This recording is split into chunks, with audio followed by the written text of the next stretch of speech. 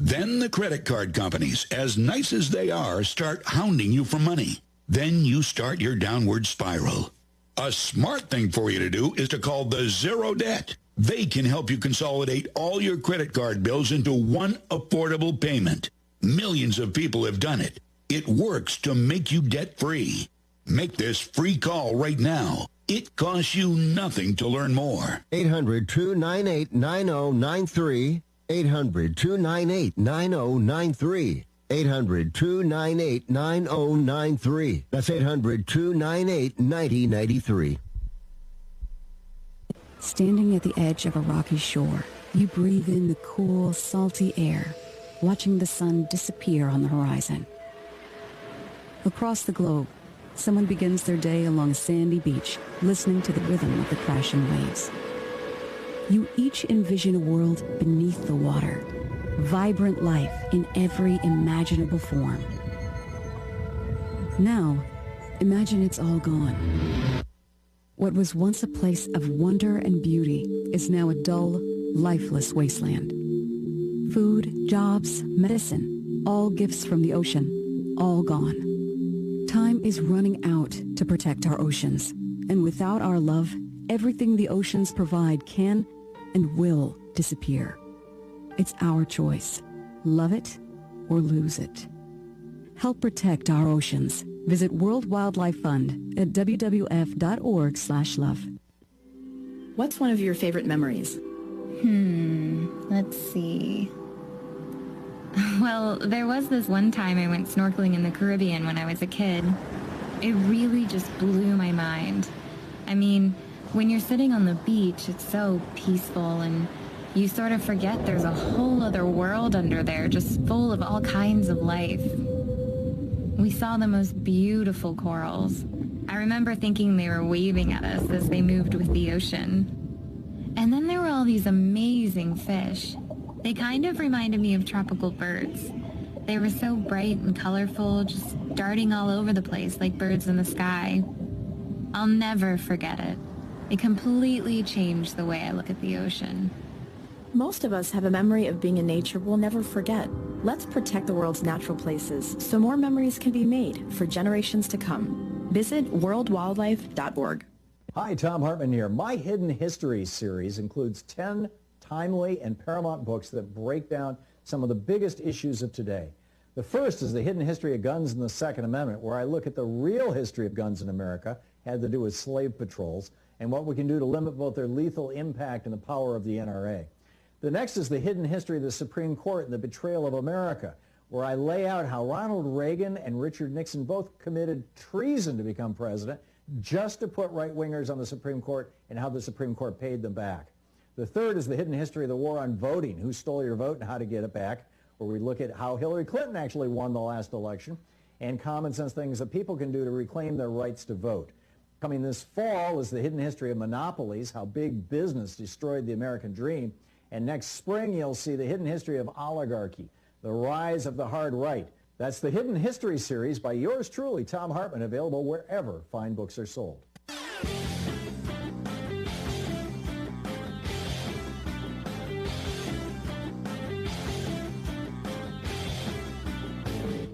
Hey, thanks so much for sharing our program and for reaching out to our stations and sponsors and letting them know that you're listening. It really means a lot to us.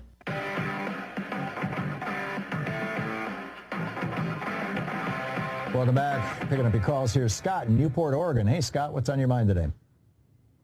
Hey, I just wanted to run something past you real fast. Everybody, these commentators are all talking about where's Trump going to find all this money to pay his fines. You know, Putin is the richest guy in the world. Yep. Controls more money than probably anybody. You know, all he's got to do is buy $1 billion worth of golden shoes. Yep. And we're done. And then Trump would have money to campaign on, and, you know, and it's a bargain. I mean, this is just a yard sale bargain as far as taking over. So, and it should be illegal, but Trump blew up that norm for 4 years while he was president and was not seriously challenged for violating the Emoluments Clause. Right. Well, the thing is, he isn't president now, so there's no emolument problem. Right. You're absolutely right. There arguably are campaign financing problems, but I'm not even holding my breath on those. Yeah, same here. It's like whatever goes on. I agree with whoever it was called earlier about, the levers must be in place. They must be really confident, and Putin must be really confident, or he wouldn't be just pushing this thing. Yeah, I'm with you, and he's cranking his troll army at up to 11. Yep. Yeah. Scott, thank you very much. Donald in Tigard, Oregon. Hey, Donald, what's on your mind today? During World War II, there were isolationists in Congress that would not allow Roosevelt to send more goods to England and Churchill. Yeah. He devised a program called Lend-Lease to bypass that. I wonder if Biden could do the same thing. I'm not sure. There was a lot of blowback to Lend-Lease when FDR did that. Hamilton Fish led the charge in the House of Representatives. He gave a lot of speeches. He was very outraged about it, and he was, later found to be in tight with the actual German Nazis. But there were a number of members of Congress who were, and so I don't know if they passed legislation to make that impossible going forward or not. I just don't know if that's an option. I think right now, Biden's going to lay down a heavy-duty sales pitch tomorrow. Mike Johnson is holding the whole thing up. Tomorrow, Biden's going to be meeting with Chuck Schumer, Mitch McConnell, Mike Johnson, and Hakeem Jeffries. And if they can't convince Johnson to go along with this, then it's definitely going to be time for Plan B. What that Plan B should be, whether it's Lend-Lease or something else, I don't know. But, right. We've got to do something. I mean, this is...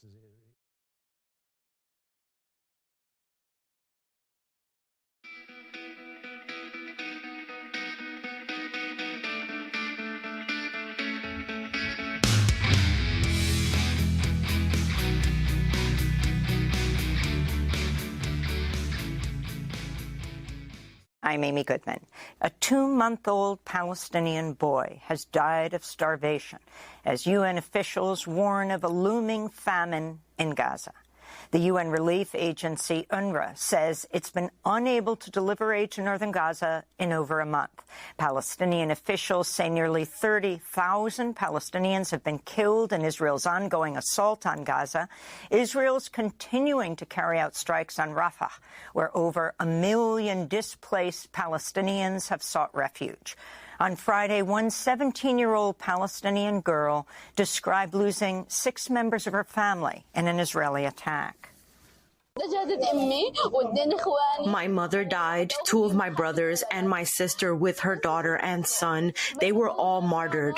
Only my father, 2 of my brothers, and I, and 3 girls are left. There is no one left. There is no one left. Oh God, there is no one left. Oh God, may they rest in peace.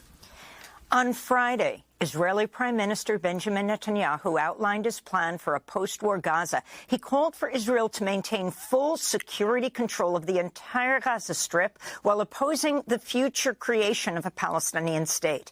This comes as negotiations continue over a possible 6-week pause to the fighting as part of a deal to free the remaining hostages in Gaza.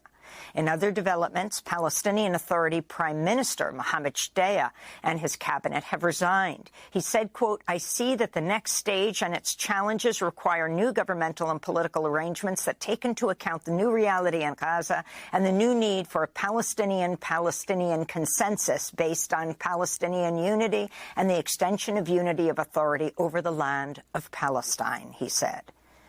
The Biden administration has spoken out against Israel's plan to build 3,000 new housing units in settlements in the occupied West Bank. In a reversal of policy put in place by Donald Trump, Secretary of State Antony Blinken says the U.S. views settlement expansion as, quote, inconsistent with international law. New settlements are counterproductive to reaching an enduring peace. They're also inconsistent with international law. An active-duty member of the U.S. Air Force set himself on fire outside the Israeli embassy in Washington, saying he could no longer be complicit in genocide. 25-year-old Aaron Bushnell live-streamed his own self-immolation. In the video, he could be heard screaming, "Free Palestine," as the fire spread. Bushnell, who was wearing his Air Force uniform, spoke on the live stream prior to setting himself on fire.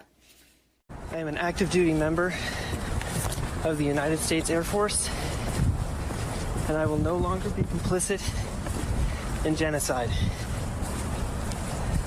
I'm about to engage in an extreme act of protest, but compared to what people have been experiencing in Palestine at the hands of their colonizers, it's not extreme at all.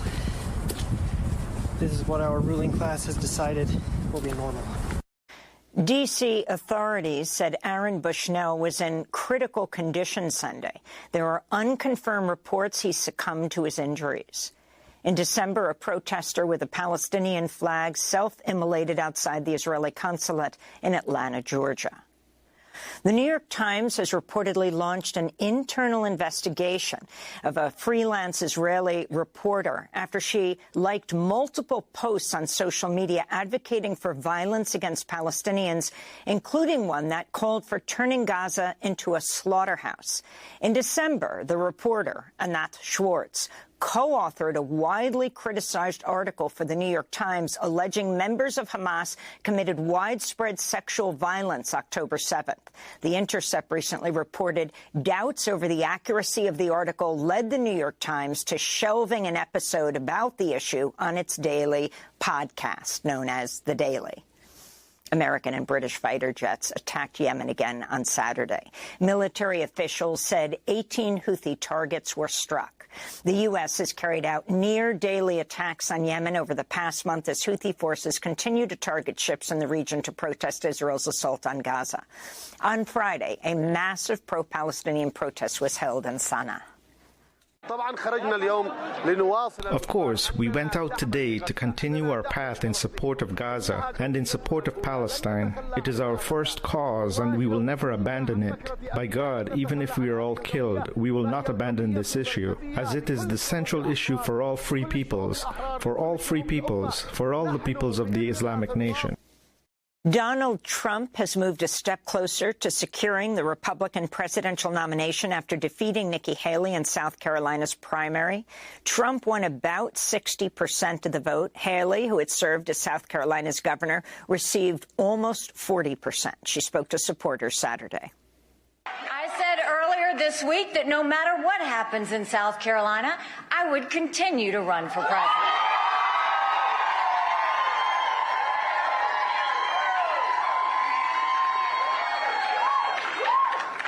I'm a woman of my word.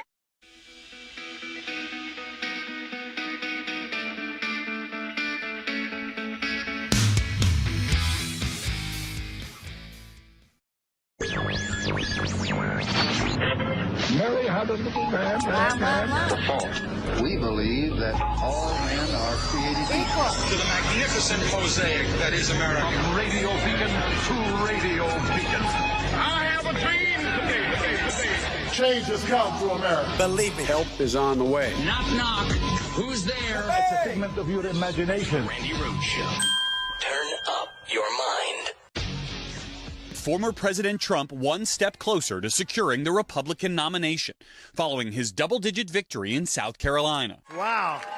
That is really something. This was a little sooner than we anticipated. It was... The former president defeated his one-time UN ambassador, Nikki Haley, in her home state, never mentioning Haley by name in his victory speech.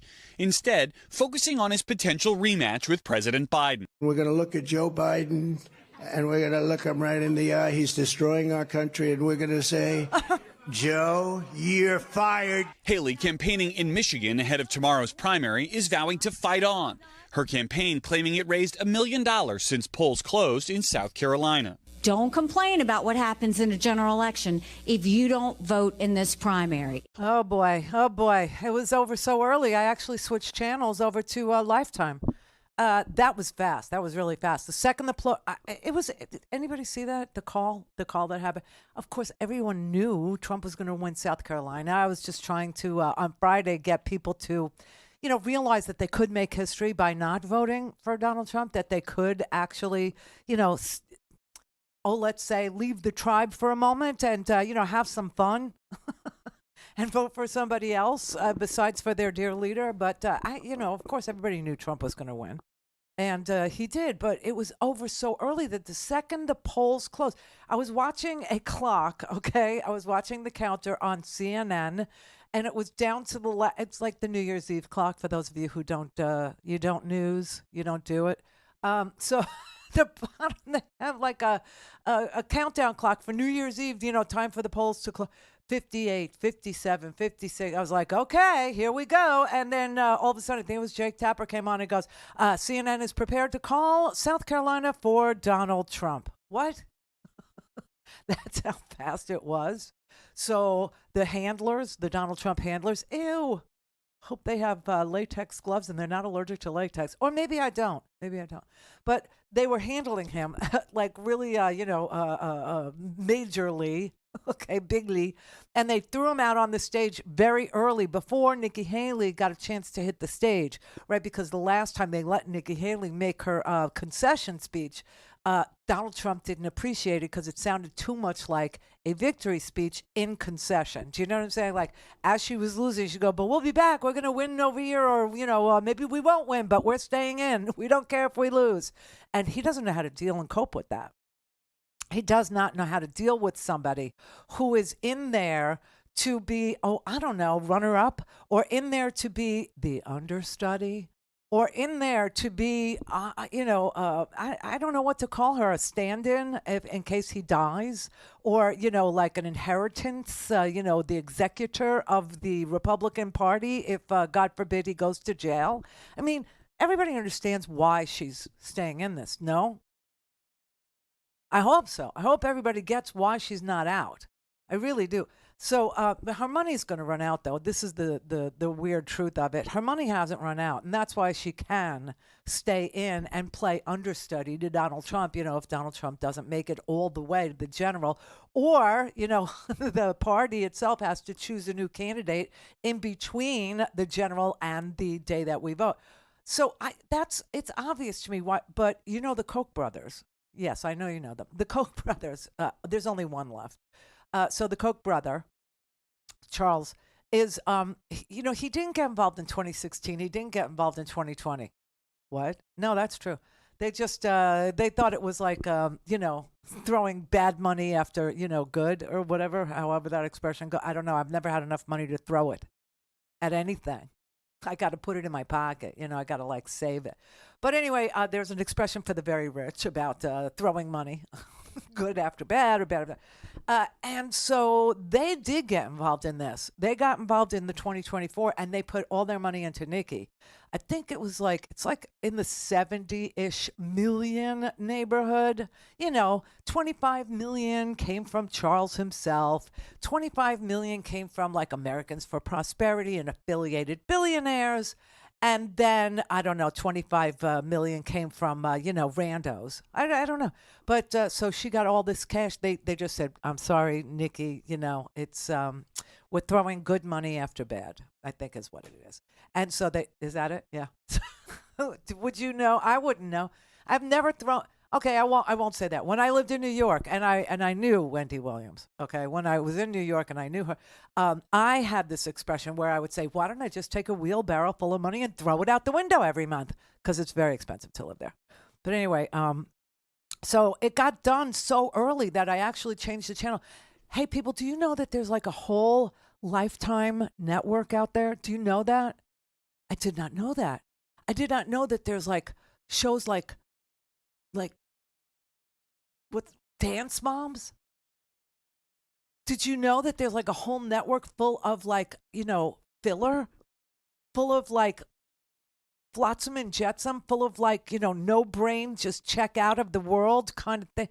I mean, there's a whole network in there. Married at First Sight.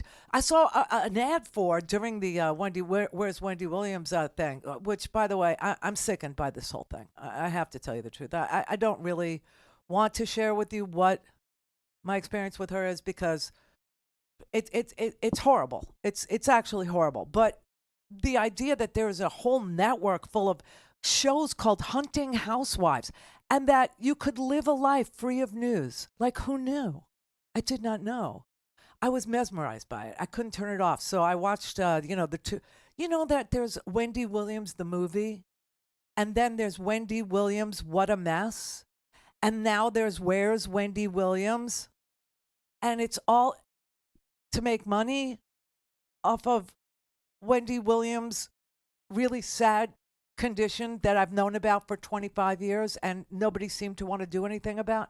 So I just thought I would express to you that if you are up to here with it, and there's a whole world out there. I had no idea that I could spend Friday night watching, like Hunting Housewives or, a tragedy about, a person I knew. I just want you to know this is how deep it goes with that story. Okay. I never really have bad dreams. I mean, occasionally I'll have the DJ anxiety dream. Anybody have an anxiety dream where you're at work and whatever your assignment is at work, you can't quite get it done? Like for Howard, it's timesheets because he was an attorney, like 20 years ago. So he still has nightmares about not turning in his timesheets on time. But I used to have the DJ dream, and that's the one where you're looking for a record because the record's running out. You can't find another one. And then later, when the technology gets better, it becomes a cart. A cart? Anybody? A cart? And then after that, it becomes a little DVD, like a little CD. I think they called them CDs, compact discs. Anybody? Anybody remember the comp? Yes, but I actually had a horrible dream that Howard was trying to put me in a home, that he was trying to have me committed. And I know it's because I watched that. I know that's why. It's horrendous. And it's all being filmed. Every second of a tragedy is being filmed. It's unbelievable. But I was stunned to find out, like what passes for entertainment on that channel. But now I understand why people vote for Trump. I really do. No news. It's a no news environment. It's an exploitive sort of put two people together and let them get married the day that they meet each other and see what happens. Watch the hilarity ensue. I mean, wow. It's wow. But yes, of course Donald Trump won, and of course she's staying in, and that's, and if you don't get creeped out every time you hear the reporters say Donald Trump is one step closer to being the Republican nominee for president of the United States, if that doesn't creep you out, go watch Lifetime. Do you know what I mean? Because there's nothing that I can say that's going to make a dent. Clear for takeoff. Randi Rhodes.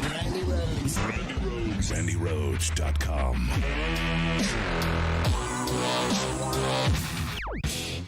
The Bob Cesca Show. Bob Cesca. Already in Alabama, the Supreme Court there has ruled that IVF is murdering children. Like the embryos are children, and therefore those embryos can't be destroyed, or IVF clinics have to be shut down. I'm not sure what the full That's what they're going for. Yeah, and the next step is going to be either no-fault divorce or contraception. Maybe simultaneously. Oh, contraception is next. Okay. Well, I didn't think IVF was going to be number 2 on the list to go after abortion. Why? Why didn't you think that? Oh, well, I mean, I did. I assumed after Dobbs that it would be one of the things that would be next, but I didn't think it was going to be the very next thing. I didn't think it was going to be second. I thought it might be. Come on, Bob. They want to have personhood. But I mean, the common wisdom after Dobbs was decided was that contraception would be next. And I said, well, IVF is also going to be on the chopping block, but I didn't think that IVF would be right on the heels of banning abortion. I think it's 2A and 2B. Yeah. Because they're saying that certain forms of contraception are abortifacients, which they are not. Mm-hmm. Plan B being one of them. Yeah. And hormonal birth control, which I was on for years. Thank you very much. Yeah. Thank you, birth control pills. You saved my life for so many years. Also, they want to end surrogacy. They want to end no-fault divorce. They want to end sex. Surrogacy. Yeah. They do not want you to be able to. Surrogate parenthood is what they're talking about. Yeah. Oh, yeah. Yeah. They want to end sex education in schools. We kind of knew that. They want to stop policies that, quote, subsidize single motherhood. Altogether, you put all this stuff together, every day there's something new. And what it does is it grabs us by the lapels and says, get serious, Democrats. Bob Cesca. It's the Bob Cesca Show. New episodes every Tuesday, Wednesday, Thursday, everywhere you get your podcasts, and at bobcescashow.com. I'm Rick Smith, and this is Labor History in 2. On this day in labor history, the year was 1941. That was the day the Battle at Bethlehem began. 14,000 workers at Bethlehem Steel's Lackawanna Mill in Buffalo, New York, walked out on strike. The Steelworkers Organizing Committee, or SWOC, had been fighting to organize Little Steel for years. Little Steel was a general term that referred to the smaller mills like Republic, Inland, Bethlehem, and Youngstown Sheet and Tube. At Bethlehem, SWOC was still waiting for a decision from the U.S. Court of Appeals about the company union Bethlehem refused to give up in defiance of the Wagner Act. As a defense industry, Bethlehem had $1.5 billion worth of armament orders to fill, and yet they wouldn't even pay the legal minimum wage mandated for government contracts. Retired steelworker Mitchell Schaefer recalled in a 1991 interview, "I went to work there in the late 30s, swinging a 20-pound sledgehammer to break iron billets." The 81-year-old continued by saying, "I got 40 cents an hour, 6 days a week, no vacations." The last straw came when Bethlehem fired over 1,000 workers. Bethlehem claimed these particular workers damaged coke ovens when they engaged in a work stoppage. Workers immediately formed solid picket lines at 7 gates that stretched 2 miles. They successfully beat back attempts by police to allow scabs to cross their picket line. After 38 hours, Bethlehem quickly agreed to reinstate the 1,000 workers. They soon resumed talks regarding wage increases, grievance procedures, and union recognition. But a month later, Bethlehem decided to go back on their promises. They started organizing elections for collective bargaining representatives through their company union. The stage was set for the next big strike at Bethlehem in March that would finally win union recognition. Don't give up. Don't give up. What's true? All things Randy at RandyRhodes.com. Go for launch. Speaking truth to power, the Randi Rhodes Show. The real key here is this 59% of Haley voters who say that they would not vote for Donald Trump should he become the nominee.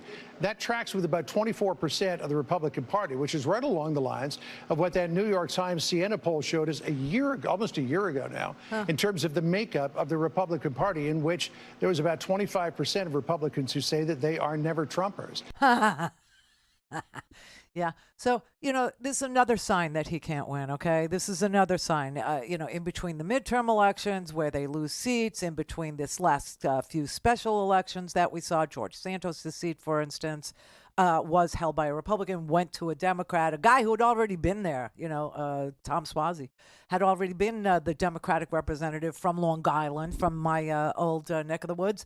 And he won again because there was no good option for people there. So they said, all right, well, send him back. I mean, but these are all signs, right? Now you look at what the exit polls show. Exit polls are good polls. You know why I like them? Because people have already done the thing that you're polling them about, trying to predict what they will do. Well, they've already done it. They've just done it. So exit polls are asking people, like who did you vote for? But, you don't have to answer. It's not like if Trump won and you had to answer. Now it's paper. It will be like that. It actually will be like that. But now it's not. So you don't really have to say. So people are, they're willing to say, and they're saying, we voted for Nikki Haley because she was sort of a protest vote for us. And so will you vote for Donald Trump if he's the nominee? No, we won't. This never Trumper demographic, this really gives me so much confidence going forward, because the amount of Democratic voters that are, let's say, never Biden, like he did such a great job that number's got to be so small compared to the number of never Trumpers, and that might be one of the keys. No, I mean, so there are people in Michigan. We were going to talk to them today, and I still want to talk to you today, who are voting in the primary, in the Democratic primary in Michigan. Okay, Michigan is the next state up in the primary system. I guess that's how we have to refer to it on the primary calendar to make it sound less contrived. But Michigan is next. And there are people in Michigan Palestinian immigrants, Palestinian families, second generation, first generation, Americans, second generation Americans of Palestinian descent. And they are going to also register a protest vote. They are protesting in the Democratic primary. And while there is really no one else to vote for in the Democratic primary, they're going to vote for a box that does appear on the Michigan Democratic ballot, primary ballot, that reads not committed, uncommitted, not committed. And they're doing it to wage a protest against what not our president, no, not our government, not our military is doing. They're doing it to register a protest against Benjamin Netanyahu's military, Benjamin Netanyahu's foreign policy, Benjamin Netanyahu's right-wing lunatic fringiness is doing in Gaza, okay? And so I'm going to tell you right now, I don't think it's a terrible idea. I honestly don't. I have always said this, and I live by it. So this is the time. This is the time to do it. I've always said the primary is it's a series of contests in which we all get to fall in love, or in this case, wage a protest vote. Never thought of that, but that's what this period of time is. That's what the primaries, early primaries, are for. To fall in love with a candidate, vote for your candidate. Even if you think your candidate isn't viable in a general, even if you think your candidate isn't going to be the nominee of the party, you still get to go in there and pound on that snack tray and say, I'm for this person, and I know this person will never win, but damn it, I like their policy. I wish they could. I'm going to give them my vote. Then in the general, you have to fall in line. In the primary, you fall in love. In the general, you fall in line. I've always believed that. And so for Michiganders who want to wage a protest vote against Joe Biden, I don't know why Joe Biden. I mean, Donald Trump is the Muslim ban guy, but okay. I get that they want to send a message to the current president of the United States that they would like to see the president of the United States call for a total ceasefire. Not that it would actually work. I don't know if they think it would. I'm not sure. And that's why I said I wanted to talk to them. But the idea that there is a protest vote in Michigan and that they're trying to send a message, I'm all for it. I am. I'm all for it. I think you should do it. The road to the White House runs through Michigan. You don't win without Michigan. But some Democrats are using Tuesday's primary to put President Joe Biden on notice.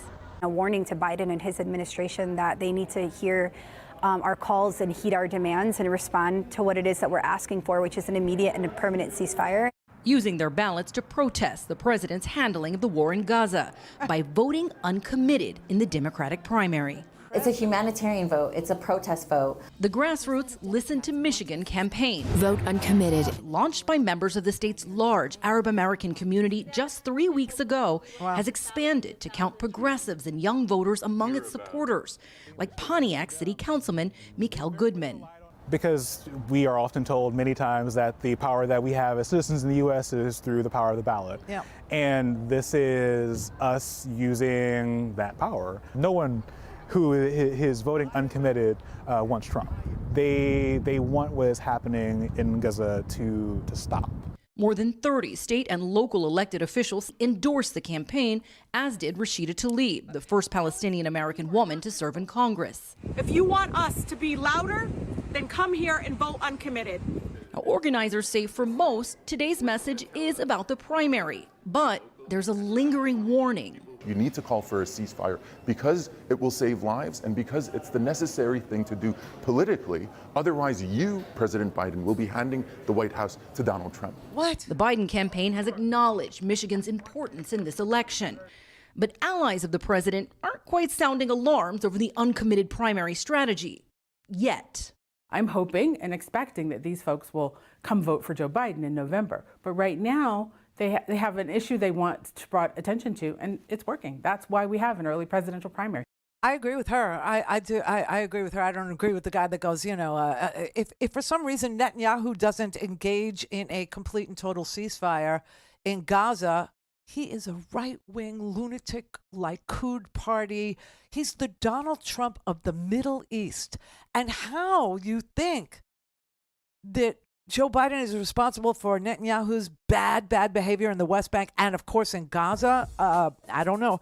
But, okay, if you wanted to tell Biden that you would like to see him speak up more forcefully about a permanent ceasefire,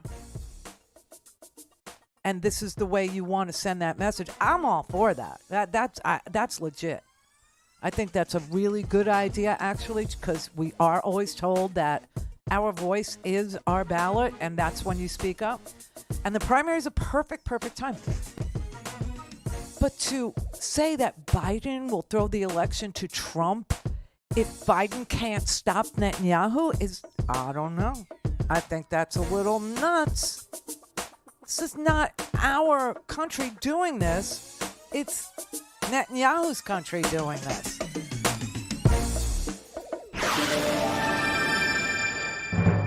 Clear for takeoff.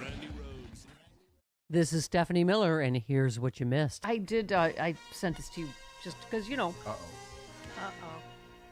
I'm not trying to trigger Frangela. It was an actual chyron on Fox News. Fox News, black voters will move to Trump because black people love sneakers.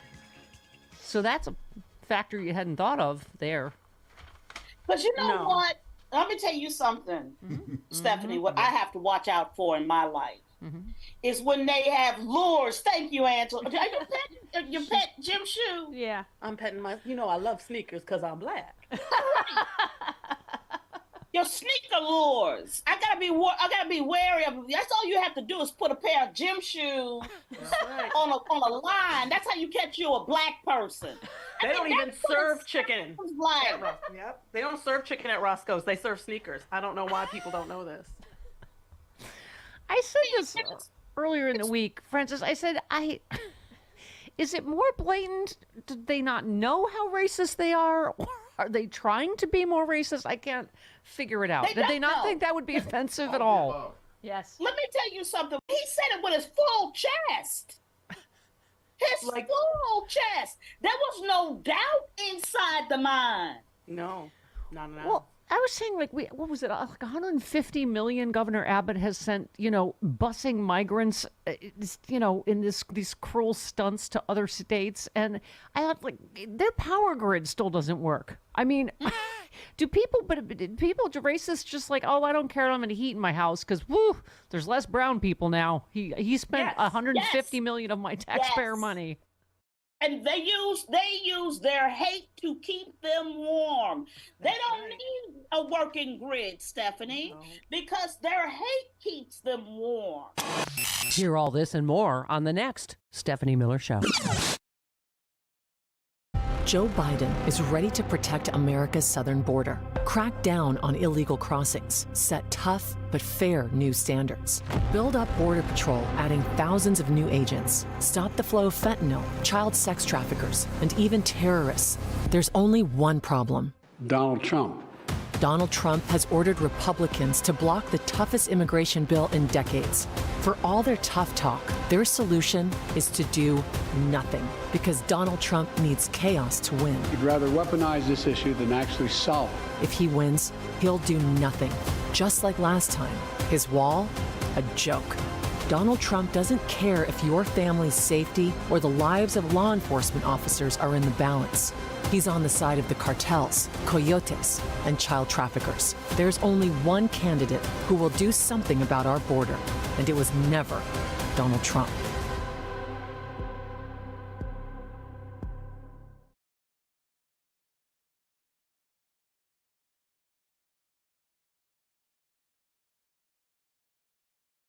Step right up, folks, and bite into the wondrous future of meat. Cheap meat, ethical meat, animal meat you love, beef, chicken, pork, fish, etc., all produced without animals. It's the miracle of meatless meat, a viscous mass derived from, quote, fetal bovine serum, then grown not on ranches but in huge vats in corporate factories. Science marches on until it meets reality. Just 3 years ago, lab meat hucksters had bedazzled high-tech investors and gullible media commentators into believing the food future was now. Elon Musk, Bill Gates, Peter Thiel, and other tech billionaires had jumped in with big bucks, as did Tyson Foods and global hedge funds. A New York Times editorialist.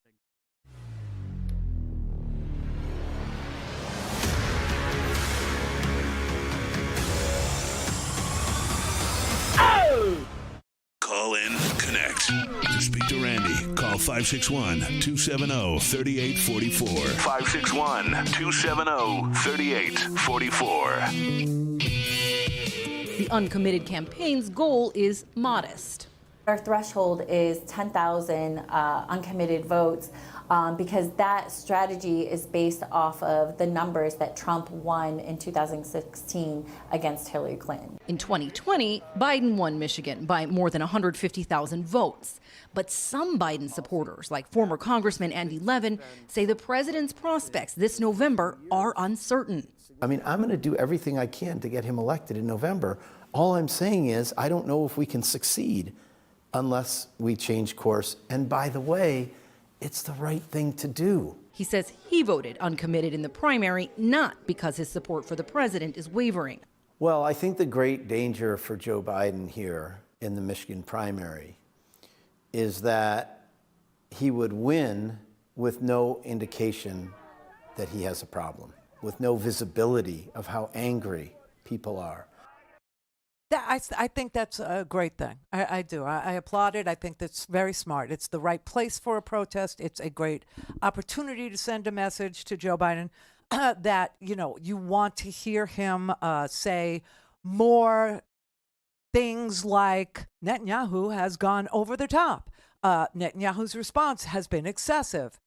You know, why don't you just, the idea that we are as a country, that we are as a diplomatic corps, that we are as a State Department involved in ceasefire talks and engaging Israel in those talks, engaging Hamas, which is a terrorist organization by virtue of, Qataris who sent money, like endless amounts of money to Hamas, to support Hamas, but then so did Benjamin Netanyahu send money to Hamas.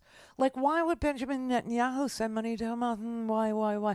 Because he knew that they were a terrorist group, they would do terrorist things, and he could point at it and he would say, see, you can never make peace with them, you could never have a two-state solution with them, you can never live side by side with them.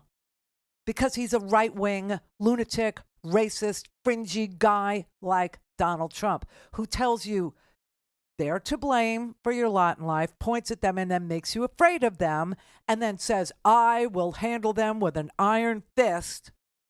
Except it's not working in Israel. It's not. People are sick of him. People in Israel are looking for an alternative to him, and they're not really finding much because his entire cabinet are a bunch of right-wing Likud party members. They're a bunch of racists. They're a bunch of, very, people you couldn't reason with about a two-state solution. The entire purpose of the party that Benjamin Netanyahu is part of, like MAGA, he's part of Likud, is to prevent, no matter what, a two-state solution from ever being realized. It is why that party exists. So, attacking Biden, who is the exact opposite of a guy like that, and saying, I might give Donald Trump a little look, that's crazy. So I don't think it'll go through to the general, but it could. It actually could. If people, refuse to give credit to the United States State Department, or people refuse to give credit to the President of the United States, who is very busy trying to get hostages released, and, do something about, a ceasefire, and then try and prolong that ceasefire. Right now, we're looking at about a 6-week framework for a ceasefire. And then after the 6 weeks, we hope as a country that we can convince that the country that's actually waging war and destroying, the entire strip. I mean, there's like no place to live. Would actually realize that, it's time to make some sort of an end to this madness. But, the people of Israel, they're very busy looking for a substitute for Netanyahu. And they can't. This all happened. Why? Because Netanyahu was indicted, right? He was indicted, and he's in trouble. And his wife was indicted, and she's in trouble. And they needed a distraction. And this is like the age-old, thing to do, is to make people afraid of something and then, say, well, I'll deal with it. I'll handle it with an iron fist. Listen, this is really ugly stuff. There's no doubt about it. But I just want you to understand a couple things. The Listen to Michigan campaign, which I'm for, I think it's great. But I just want you to understand that it was started by Rashida Tlaib's sister. So, and Rashida Tlaib, as you know, is the first and only that I'm aware of Palestinian representative in the House. And her sister is the one who about 3 weeks ago organized this protest, Listen to Michigan campaign, this protest campaign in the primary, which is great because, yes, it will send a message. Not that Biden doesn't know. Not that he doesn't know. But the idea that you will tell him again, there's a theory in teaching people things where you tell them what you have to tell them, you tell them what you told them, and then you tell them again.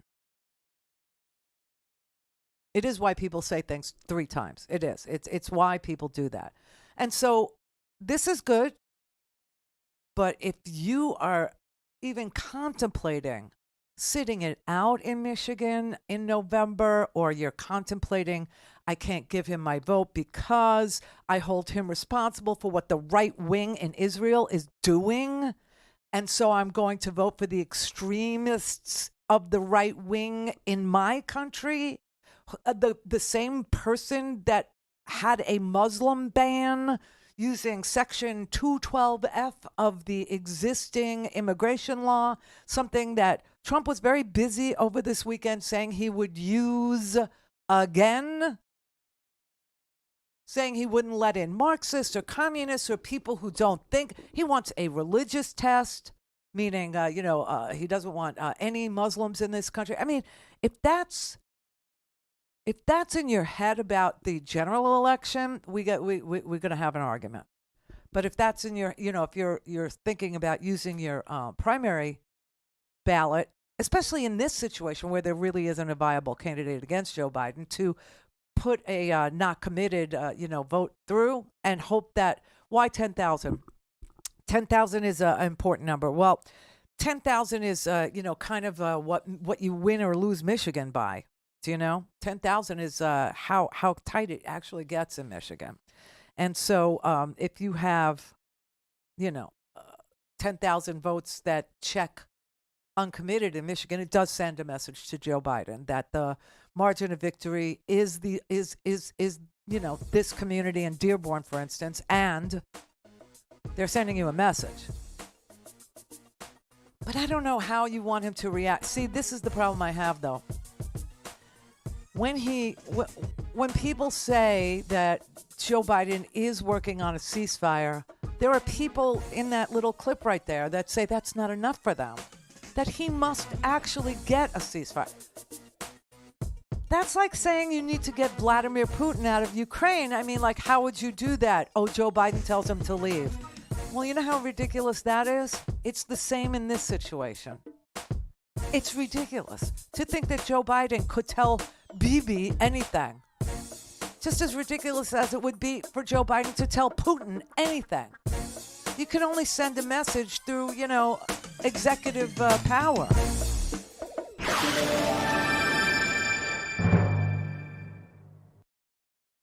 Clear for takeoff. Randi Rhodes. Randi Rhodes. Randi Rhodes. RandiRhodes.com.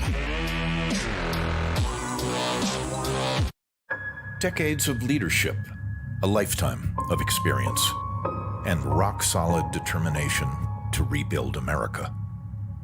Joe Biden's plan for America's economic comeback is working. The highest job growth in the world. Inflation coming down faster than any other major nation. The prices families pay for everything from gas to groceries falling fast.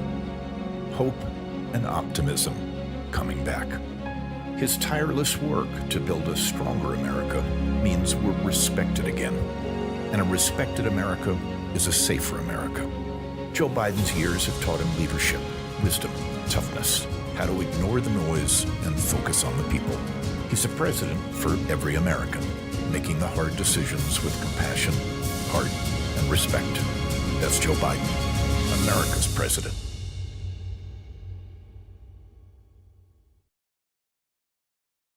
Something is happening in American politics. For decades, Republicans called themselves the party of strength in foreign policy. Today, the Republican Party attacks our military. Some of the dumbest people I've ever met in my life. And cozies up to our enemies. Hezbollah is very smart. They're all very smart. Republican senators are blocking key military appointments, making America less safe. This sweeping hold is undermining America's military readiness. Republicans are helping Vladimir Putin by calling for the end of military aid to the brave Ukrainians. Under Republican, not another penny will go to Ukraine. Today, President Joe Biden is the voice of a strong America. Let there be no doubt, the United States has Israel's back. This is an American president. We cannot and will not let terrorists like Hamas, tyrants like Putin win. President Joe Biden, America's president.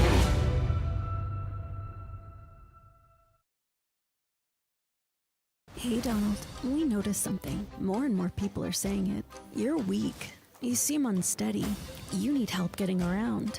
And wow. An anonymous, really an anonymous country, and you deserve. Are you sure you don't have dementia? It runs in the family. Have you had a real doctor check you out? You keep confusing things. And we did with Obama. We won an election. Getting the facts wrong. We just left pleasure. For paradise. People laugh about it, about you, even your own people behind your back. You're winning the primary, but losing your power, your strength, your manhood. Face it, Donald, you're just projecting when you call Joe Biden old. He's stronger than you, fitter than you, smarter than you, a better man and a better president. Anyone can see it. And when you lay there at night, alone, you know we're right. You're falling apart, Donald, breaking down right in front of our eyes. God bless the United States.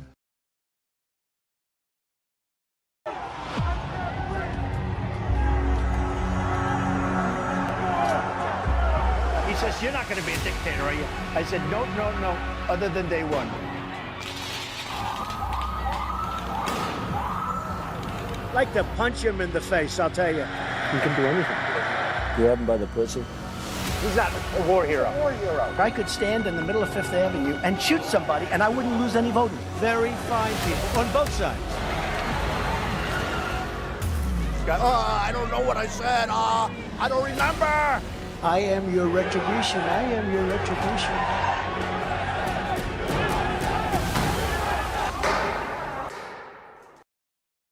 Whether you're listening to Leslie Marshall each Tuesday through Friday or Brad Bannon each Monday, you can hear them from 6 to 7 p.m. Eastern on the Progressive Voices Network. Here's a sample of what you'll hear. Bob Fisher. Mr. Fisher is Deputy Director of the Teamsters Airline Division. Talk to me about the past with Delta. Delta's been difficult to unionize in the past, right? They also have the fewest union members of the 4 largest passenger carriers. In Delta, only the pilots and the controllers are unionized. Why do you think that is? Well, they've just been successful. Every time somebody comes knocking on the door to try to organize at Delta, Delta throws money at it, and only in wages.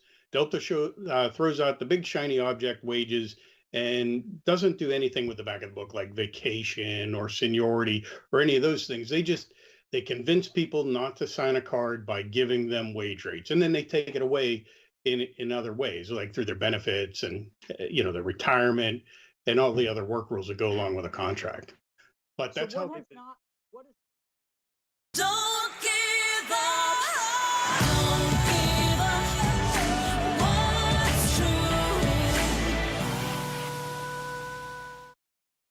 This is the Randi Rhodes Show. To speak with Randi, dial 561-270-3844. That's 561-270-3844. Ceasefire negotiations continuing this week while Israel pushes ahead with its plan to launch a military operation against Hamas in that densely populated area of Rafah in southern Gaza. The Israeli War Cabinet this morning considering a proposal to try and move civilians out of that area where more than 1 million people are now living. Aid agencies warning of a potential catastrophe if the Israeli military moves in. But over the weekend, Prime Minister Netanyahu saying a military operation there could be delayed if a new ceasefire deal can be reached with Hamas. An Israeli source telling ABC News that Israel has now agreed to an updated framework, and that would see a 6-week ceasefire and the potential release of 40 hostages. We're talking about the elderly, injured and sick, but probably not any Israeli soldiers being held by Hamas. In return, Israel would release hundreds of Palestinian prisoners. The IDF would redeploy but not withdraw its forces from the Gaza Strip. And while Hamas considers that proposal, White House National Security Advisor Jake Sullivan warning Sunday that a major Israeli military operation in Rafah should not proceed unless there is a clear and executable plan to protect civilians, something U.S. officials say they have not yet seen. So I don't know how you would get Netanyahu to stop, his addiction of, to killing. Honestly, I don't know how, but it's pretty obvious that the United States thinks that the response has been over the top, that the response has been, more than over there. It's been brutal and it's excessive. Okay. And we're over there, our State Department is trying to, reach some sort of an agreement on a 6-week ceasefire that they could then turn into something more. This is what our State Department is hoping. But you're talking with Benjamin Netanyahu as your reasonable partner. I mean, those two words don't belong in the same sentence. And from the very beginning, I told you he's your problem. People don't want to hear it. They want to think that the United States is so powerful that we could just say, okay, we don't approve of the way that you're killing things and people and babies, and we want you to stop. And then it would. That's ridiculous. That's completely ridiculous. But I know that there are people that think that that's the way the world works. Fred in Ohio. Hello. Hi. Yeah, I want to make a comment about the Israeli-Gaza situation. It's my understanding that the United States is sending money to Israel, and I think we all should call our president and our senators and our representatives to have that money stopped immediately, one way or the other. You understand that the money that goes to Israel is enshrined in law since 2008, the amount and why. Okay, it's called QME. It's called. Gotcha.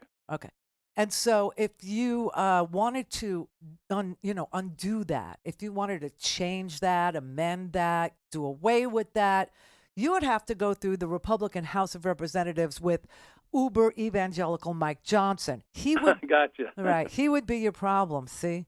And so that is why the president of the United States can only use diplomatic tools, because that is all he has. Gotcha. Right. Yeah. And I agree with you that this is so unbelievably, I don't know the word. It's a slaughter. It really is. It's almost like, remember when we found out that very rich billionaires go on these caged hunts where these magnificent animals are, put behind fences, and the fences are electrified and they can't get out and they kill them. Yep. That's kind of what it looks like over here. Okay. But the other thing is that before this all started, Netanyahu was under fire, and they had protests trying to get rid of him, and then all of a sudden this mysterious attack happened. And you haven't heard that since. So what happened there was Benjamin Netanyahu was indicted. Does that sound familiar? A right-wing was indicted for fraud and bribery. And so was his dear wife. And so he decided, what I need to do is dismantle the justice system. Okay? Right. This is the same rhetoric as Donald Trump, where he goes out there and he says, the justice system is broken and they're hunting me, and, this is all political and blah, blah, blah. Okay, it's the same thing over there. And so people were out on the streets every single day. Right. Hundreds of thousands of people trying to protest him undoing the Supreme Court and the Supreme Court's power in Israel. Okay. After this all happened, very quietly, about, I'm going to say a week, maybe 2 weeks ago, all of a sudden it was dropped. The whole dismantling of the Supreme Court, the taking away of the Supreme Court's power. It was all let go. It was all dropped. But yeah, this is what started the whole thing. Right. Yeah. Yeah. Well, I thank you for your show. I listen to it regularly, and I'm grateful for the information that you pass on to us. Well, thank you. We don't get in our so-called media. I know, it's shocking to me. I mean, there's so much going. Did you happen to see the story today? I don't know if anybody covered it. I'm not sure. There was a United States airman, okay, and he decided that he was going to do an extreme protest in front of the Israeli embassy in D.C., and he filmed it, and I'm not showing it. I'm sorry, I'm just not gonna. But, started himself on fire. Yeah, he self-emulated, and this is the second person who's done such a thing. There was another one in Atlanta who did. Dear. Yeah, so people are protesting, in every way that they can think of, including self-emulation, including setting themselves on fire. But to think that Joe Biden doesn't know how strongly we all feel about what Netanyahu is doing it's not true, but I get that they want to use this primary vote in Michigan to send that message yet again. Right. It's fine. It's fine. It's good, actually. It's smart. Yep. All right. Well, thank you very much. You're appreciate welcome. it. I appreciate you too. So this is the state of play with regard to what can America do with regard to Benjamin Netanyahu, with regard to Vladimir Putin, or any war-making, being out there. There's really not a whole hell of a lot that you can do as president of the United States, with regard to the law and the funding for Iron Dome or the funding for the Israeli military. Here's what we send. We send $4 billion a year, okay? We send $4 billion a year to Israel. Now, there's a supplemental that the conservatives want $19 billion to be sent to Israel. But this is what you're up against. You're up against the conservative, crowd of evangelicals who, for some strange, bedeviling reason, love Israel. They love it. Love it. They love it. They love it, love it, love it. But it's only because Jews have to go back there, see. And then once all the Jews are back there, then we're all killed. And then Jesus will come, although he's a Jew. I don't know how they fix his location. I don't know if they have a GPS on him. I'm not really sure. How they have radar. How do they know where he actually is on this? But it's a very strange apocalyptic view of Israel that evangelicals have. And that is why they are so willing to fund it, preserve it, make it survive so that Jews can go back there and then be killed, because it has to go that way, because that way is the way that their reading of the end times, that's what their reading tells them. So, and also, their reading of the whole Bible skips a whole bunch of really good parts, like the Sermon on the Mount. I'm keen on that one. It's not 2 Corinthians walk into a bar, okay? It's the whole 2 Corinthians thing is all about love, just saying. And then you have the Genesis thing that is sort of controlling their view on the zygote. Could we please just call it that now? The zygote, because the embryo sounds almost like almost a real thing that you could hold and caress and put in a cozy. I saw the best meme this weekend. I bet you saw it too. Did you see the meme where there's a plate of deviled eggs? And it says Alabama Daycare Center. And the little eggs, the little yolks have little bonnets on them, little baby bonnets on them. It's hysterical. I mean, everybody went crazy with this, embryos of children thing. But it's a zygote, okay? You understand they're talking about a clump of cells. And they're now realizing that this is the most anti-life position they could have staked out. And the reason why this position was staked out is because the real uber evangelicals who managed to get themselves seats on the Alabama Supreme Court, in fact, one of them, Tom Parker, is the Chief Justice, believes not that not what Genesis says, and this is why I'm telling it to you. Genesis says that, out of dust he made Adam, right? And Adam was just a pile of dust. He was just an inanimate object until God gave the breath of, life through his nostrils. It was the spark of divinity that made him alive.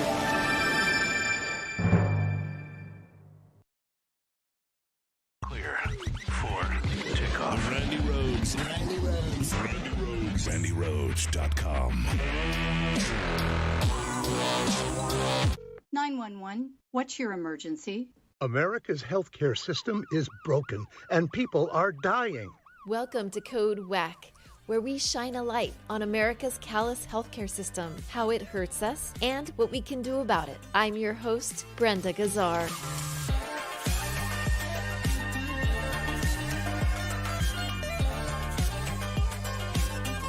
This time on Code WAC, you've probably heard by now about the dangers of Medicare Advantage. But did you know that traditional Medicare is being privatized too? How is this corrupting our healthcare system even more? And what does this mean for patients? To find out, we spoke to Dr. Anna Malinow, who spent 3 decades working as a pediatrician with immigrant, refugee, and underserved children before retiring as clinical professor of pediatrics from the University of California's San Francisco School of Medicine. She's past president of Physicians for a National Health Program and is currently a lead organizer for National Single Payer and the movement to end privatization of Medicare. Okay, so you have performance measures for doctors, you have middlemen, and then you have something called spending targets. Very similar to capitation, spending targets is what Medicare gives these accountable care organizations, which is really what they are. So for Mr. Smith, we're going to give you $1,000 every month. If you only spend $800 on Mr. Smith, then you get to share a certain percentage of the savings. But if you spend $1,200 on Mr. Smith that month, you are on the hook for paying Medicare back. Wow. Right. That is value-based payment. Get the full Code WAC story on ProgressiveVoices.com and on the PV app. Catch all our episodes by subscribing to Code WAC wherever you find your podcasts. This podcast is powered by Heal California, a nonprofit that uplifts the voices of those fighting for healthcare reform around the country. Until next time, stay healthy. Now, the top of the hour on the Progressive Voices channel on TuneIn presents the Green News Report. Chemicals from coal plants and natural gas pipelines can drift hundreds of miles across state lines. U.S. Supreme Court hears challenge to EPA's landmark Good Neighbor Pollution Rule. Investing in our water is investing in America. Biden administration unveils billions in new funding to clean up nation's drinking water. Plus, new study finds near universal global support for climate action. Interesting. I knew Republicans must live in a different world. All of those stories and more straight ahead from BradBlog.com. I'm Brad Friedman. And I'm Desi Doyen. Stand by for 6 minutes of independent green news, politics, analysis, and snarky comment. Nearly 15% of Americans deny climate change is real. The study found that political affiliation most often played the influential role in determining whether a person believed in climate change or not. You don't say. I wonder which party doesn't believe in climate change. CBS News didn't tell us. This is your Green News Report. By the way, Desi Doyen, it's mostly Republicans who don't believe in climate change since CBS didn't think it important to tell us. Yes, it's true. What do you have for us on today's Green News Report? Well, first, bizarre winter heat strikes Japan, breaking high temperature records for the month of February by unusually large margins. Axios reports that the record winter warmth in Japan matches unusually warm trends also seen in Europe, Australia, South America, and Asia since the beginning of the year, which scientists attribute to a combination of human-caused climate change and the intense El Nino in the Pacific Ocean. I don't believe in it. But in British Columbia, that mid-January outbreak of extreme cold caused catastrophic damage to the province's vineyards, with estimated losses topping nearly $450 million this year, sparking calls for government support. Also in Canada, the province of Alberta declared an early start to wildfire season this week, citing low snowpacks and tinder-dry forests. It's an ominous sign after last year's record-breaking fire season. Plus, officials say a high number of so-called zombie fires from last year are still smoldering under the snowpack and could spark larger wildfires in the spring. Zombies. I believe in zombies. Here in the U.S., the U.S. Supreme Court heard oral arguments on Wednesday in a challenge to the Environmental Protection Agency's Good Neighbor Pollution Rule. The rule requires power plants in upwind states to limit toxic air pollutants that drift across state lines and harm people in downwind states. It requires power plants to install pollution controls already in use at other power plants. The EPA says the Good Neighbor plan will save thousands of lives, but the challengers, Ohio, Indiana, West Virginia, and industry groups, say it is too costly and burdensome. Court watchers say it appears that the court's right-wing supermajority has the votes to block the regulation while it undergoes lower court review. So if I pollute in Ohio, what is that any other state's business? It's just polluting Ohio, right? It's not like, things can actually blow over the border and pollute and make other states sick. Yeah, air pollution doesn't recognize state lines. What?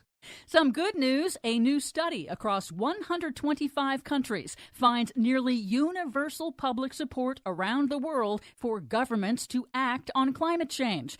89% want their governments to do more to tackle global warming. However, people systematically underestimate the commitment of their fellow citizens for action. The researchers attribute that perception gap to the media's focus on a small number of climate change deniers and polluting industries. They say people are more likely to do more for the public good when they understand that others are doing so as well. So if they don't think someone else is doing it, they think, well, why should I do anything? Kind of. Uh-huh.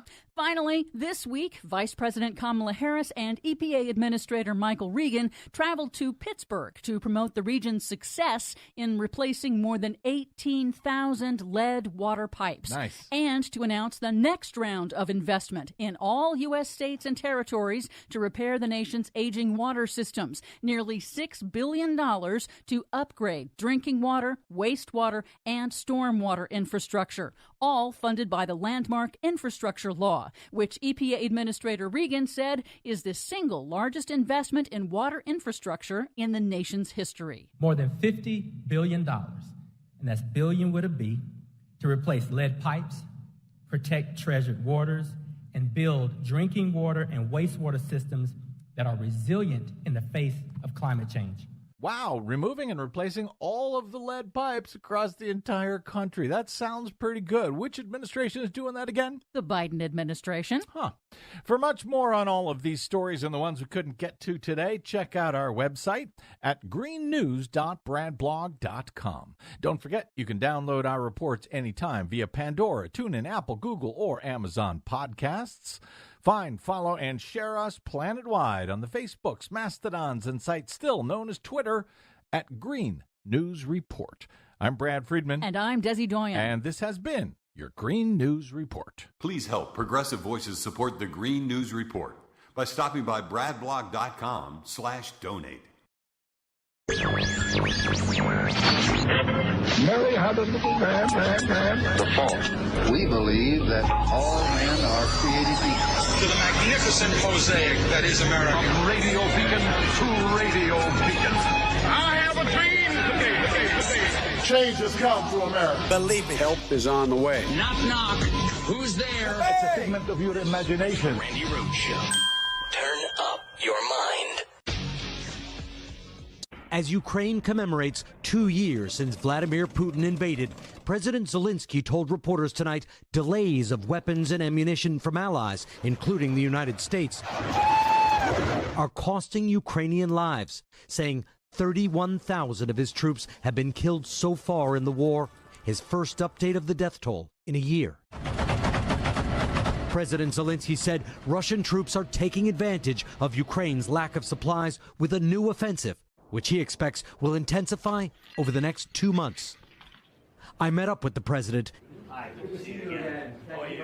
in our 5th conversation since the war began. The president began by saying Ukraine has no choice but to keep fighting because the cost of losing to President Putin is everything. If he will break defending lines, he will destroy all the cities. He doesn't need anything, any Ukrainian culture. He will destroy it. Architecture, museums, schools, universities, people. Mr. President, I just returned from several areas along the front line in the south and in the east. And soldiers there told me they have to ration their ammunition. What happens to your country if this American aid doesn't arrive? We will lose a lot of people. We will lose territories. If to give us strong package in one time, our steps will be more strong on the battlefield. Do you think the United States wants Ukraine to win this war? Or do they just want you to weaken Russia and contain Russia? I hope so. I hope so. Otherwise, how to trust people? It's so difficult to live without any trust. So we count on our partners. You said that you believe this year is a turning point year for Ukraine because of, in part, U.S. elections. You pointed specifically to the U.S. elections. Are you talking about Donald Trump? Are you worried that Donald Trump could pull the plug? I hope he will not stop. If he will be the president, that is the decision of your people, of course. And I hope that the policy of the country will not change. I count on the American people. I mean, this is tragic. This is really tragic. Ukraine is now in the 3rd year of this war of aggression that was waged by Russia. Now, I don't know why it is that people are very clear in this audience and, generally, that Mike Johnson, the Speaker of the House, is holding up an aid package that would send $60 billion worth of defense equipment and bullets, really, ammunition to Ukraine. And people, understand that that is a function of Congress. Everyone understands also that if Mike Johnson would stop being the impediment and get out of the way and allow for this bill to be introduced on the floor, and remember, he is the Speaker of the House that you never heard of, but he is the Speaker of the House. So he controls what gets to the floor by virtue of his Speaker of the House title. Okay? Now, if he would get out of the way and put the bill on the floor, I think we all know that that bill would pass with overwhelming bipartisan support. So if everybody can intellectualize and everybody can feel that that's the way it goes with, regard to appropriating defense money to a foreign nation, not part of NATO, I'm not really clear why Americans who are, very much against what's going on at the hands of Israel in Gaza, why don't they get that same message that Congress is responsible for pulling back the $4 billion a year that we send to Israel? Why isn't it not something that every American feels and knows that this is not Joe Biden's power to do? Joe Biden cannot spend a nickel, nor can he claw back a dime from an appropriations bill to Israel. So it's interesting and strange and unnerving to me that when you talk about, what's going on in the Middle East, everybody's got definite opinions. They've chosen sides, and it's Biden's fault if you're on the side of Gaza. It's Biden's fault. But when it comes to Ukraine, first of all, people who are watching, what's going on in the Middle East are not paying any attention to what's going on in Europe. Okay? They're just not. And I know this because Friday I had a question from a person who said, don't I think Gaza is more important than Ukraine? And that's ridiculous. That's like completely bizarre that a certain amount of deaths in Gaza are more important than a similar amount of deaths in Ukraine. I don't even know how you get there in your mind. Like one is more important or one is. They're both wars of aggression. They're both being conducted by people who cannot be stopped by an American president. Congress appropriates all the money for non-NATO allies, okay, all of it. And you've got a Speaker of the House that won't introduce a package for Ukraine, but also in that package is money for Israel. And Congress could separate out, which they tried to do. And when you see what the majority of the Republicans in the House, when they went to separate out foreign aid money, did anybody get a gander at like who they wanted to send money to and who they didn't? Yeah, when they wanted to separate it out, when Mike Johnson said, well, here's what I'll do. Here's what I'll do. I'll separate out the money from Ukraine and Israel. We'll just vote on sending the money to Israel because that's where I want to send money. I don't want to send any money to Ukraine because Donald Trump wants to help Putin, and he told me that. And that's pretty much how it goes. But why do you get that Congress appropriates money for Ukraine and not get that Congress appropriates money for Israel too? And that you're blaming Biden for something Biden has very little control over. What he can do is diplomacy, and they are very busy doing that. I mean, have you seen Anthony Blinken's travel schedule? Back and forth and back and forth and back and forth, and continually trying to goad, to talk sense to this right-wing Likud party, the Benny Gantz's, and this is a crazy cabinet that Netanyahu has. And why is it that we realize when we have crazy people in our administration, crazy people in our cabinet, crazy people like Stephen Miller, who has never met an immigrant that he didn't want to put in a camp ever. We understand that we've got a crazy government. But when you see a crazy government over there, you don't realize it's a crazy government. And that it's their government, not ours.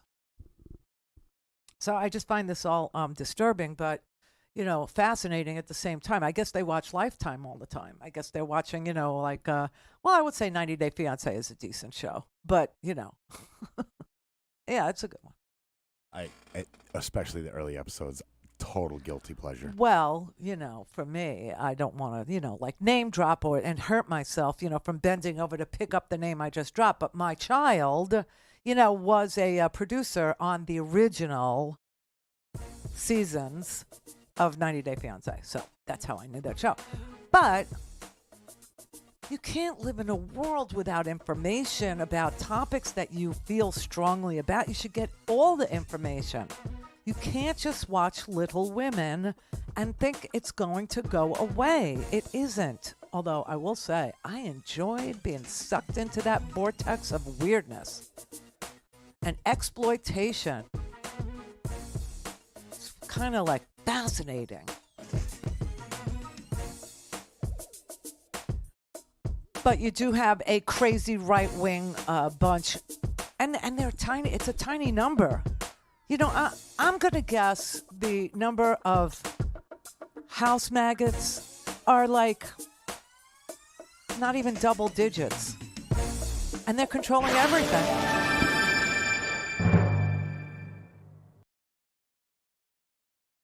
Clear for takeoff. Randi Rhodes.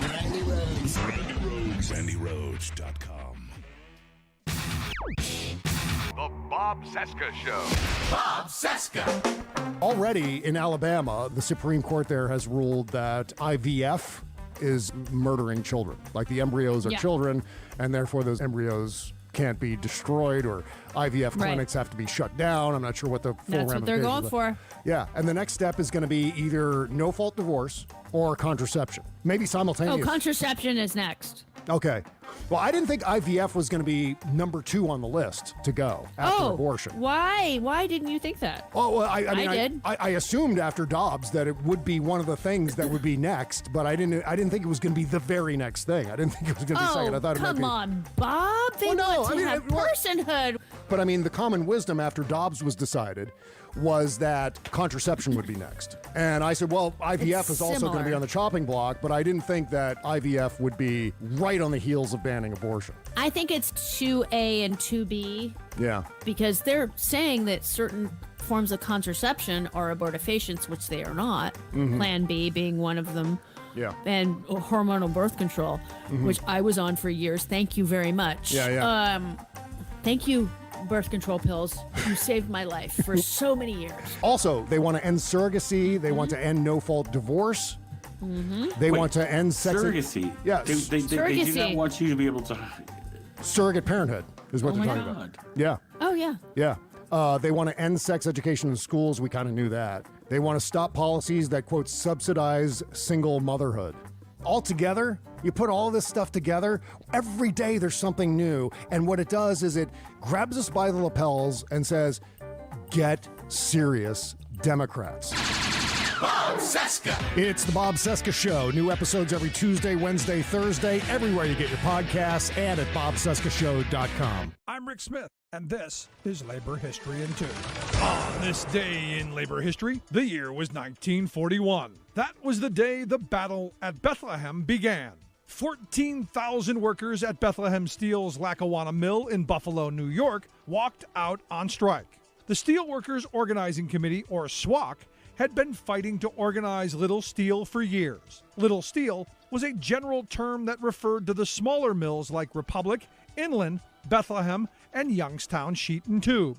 At Bethlehem, SWOC was still waiting for a decision from the U.S. Court of Appeals about the company union Bethlehem refused to give up in defiance of the Wagner Act. As a defense industry, Bethlehem had $1.5 billion worth of armament orders to fill, and yet they wouldn't even pay the legal minimum wage mandated for government contracts. Retired steelworker Mitchell Schaefer recalled in a 1991 interview, "I went to work there in the late 30s, swinging a 20-pound sledgehammer to break iron billets." The 81-year-old continued by saying, "I got 40 cents an hour, 6 days a week, no vacations." The last straw came when Bethlehem fired over 1,000 workers. Bethlehem claimed these particular workers damaged coke ovens when they engaged in a work stoppage. Workers immediately formed solid picket lines at 7 gates that stretched 2 miles. They successfully beat back attempts by police to allow scabs to cross their picket line. After 38 hours, Bethlehem quickly agreed to reinstate the 1,000 workers.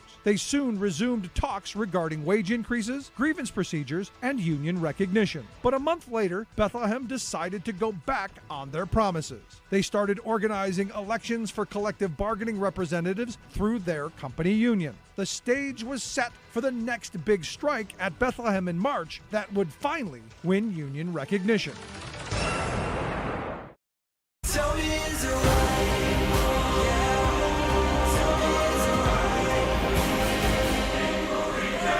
I watched it on TV. All things Randy at RandyRhodes.com. Go for launch. Speaking truth to power, the Randi Rhodes Show. Senator J.D. Vance, who was in Munich at the security conference but didn't meet with you, he said that even if you got the $60 billion in aid, it is not going to fundamentally change the reality on the battlefield. What's your response to that? I'm not sure that he understands what's going on here. And we don't need any rhetoric from people who are not deeply in the war. So to understand it is to come to the front line to see what's going on, to speak with the people, then to go to civilians to understand what will be with them, and then what will be with them without this support, and he will understand that millions of people have been killed, will be killed. So he doesn't understand it. Because he doesn't understand it. Of course, God bless you don't have the war on your territory. So shut up, JD. Really, go write another bad book about pill popping mama, whatever, hillbilly elegy. I mean, honestly, this is very bizarre that he wouldn't meet with Zelensky. He wouldn't meet with him. He won't go to the front line. He won't see what's going on there. He doesn't. He just knows Putin needs to win. He just knows that. JD knows that, and so does every other maggot in the Senate and the House. It's very sad because that is really where World War III could start. I mean, the idea that Putin's going to stop at the eastern city of Donbass. I mean, he's already gone further west, Adivka, which is just it's a tiny, teeny, tiny little strategically located, but it's a teeny, tiny town near Bucha. And you remember what happened in Bucha? Bucha, they took out the old ladies, they took out the women, they raped their way through that town, raped their way through it, because Putin doesn't have professional soldiers. He's lost. You know what he's lost? First of all, whatever happened to Prigozhin and the Wagner troops? Think Putin killed, Prigozhin? I think he did because he didn't like the idea that a guy had his own army. Yeah, it really disturbed him. It, made him want to, I don't know, have a conversation with a bullet, And so all of a sudden, Prigozhin just gone. Just, Navalny dead. Just dead. You got this other guy, Karamuza. His wife has been all over television. He's like the only, opposition person that's left. He's also in an Arctic prison somewhere above the Arctic Circle in a work camp, till he dies. But you got a conservative party in the United States of America that actually roots for that guy, the guy that does this stuff, the murdering guy. And their answer to everything about, the war crimes of Putin. And, Putin has been deemed a war criminal by The Hague. Yeah. You know why? The children. Yes. He keeps kidnapping, he just can't help himself. He keeps kidnapping these Ukrainian children and bringing them to Vladivostok and far-flung places in Russia so that they could be raised Russian and stop the Ukrainian population from being Ukrainian. I mean, this is some sick crap that goes on there. Really, really strange. But you got this guy who, helped Donald Trump win, and Donald Trump welcomed it. Donald Trump was all about it in 2016. He said, Russia, if you're listening, I hope you can find the 30,000 emails that are missing. Remember, he welcomed it. The Mueller report came out, said, oh, yeah, he was all about it. We couldn't prove that they were talking to each other, but we can prove that Donald Trump loved it. And yes, Vladimir Putin did hack the DNC, and that's how he got the emails. So, this idea that, Donald Trump isn't pro-Putin is bizarre and ridiculous. And of course he is. And he's also pro-Netanyahu. You understand that, don't you? I hope everybody gets that. That whatever Netanyahu wants, Netanyahu will get from Donald Trump, truly. And whatever Putin wants, Putin will get. And what's going to be wanted by Putin and by Netanyahu is a complete wipeout of an entire population. So this is why Zelensky is saying, listen, if you don't help us, we will lose millions of people and we will lose territory. But we will keep fighting till the last man. We will keep going. But it will be millions of deaths that could be avoided. It will be tons of towns that look like Bucha. It will be tons of towns like Advika that actually now has a Russian flag flying over it. Ukraine has held that territory for 10 years. After it was annexed by Russia. And now they've taken it back. So I just, I just want everybody to understand what the options here are in the end. It's a complete and total Putin, world where not only does Putin take the rest of Ukraine, which he will, but maybe now he takes Moldova, which nobody even can locate on a map. Transnistria the other day was trending on Twitter. I was like, wow, somebody learned how to spell Transnistria. And they think it's, some box you check off, on a gender portion of a... No, it's an actual sliver of land in between Ukraine and Moldova, and it's under Russian control. Rick in L.A. Randy, I'm calling so maybe you can talk me off the ledge. The Republican plan to steal the election. Mm-hmm. So we have an election, and the 3rd comes in. The Republicans have a majority. They refuse to seat the newly elected Democratic majority, and citing elections. Wait. Now I'm confused. So what? I'm confused. You just said that the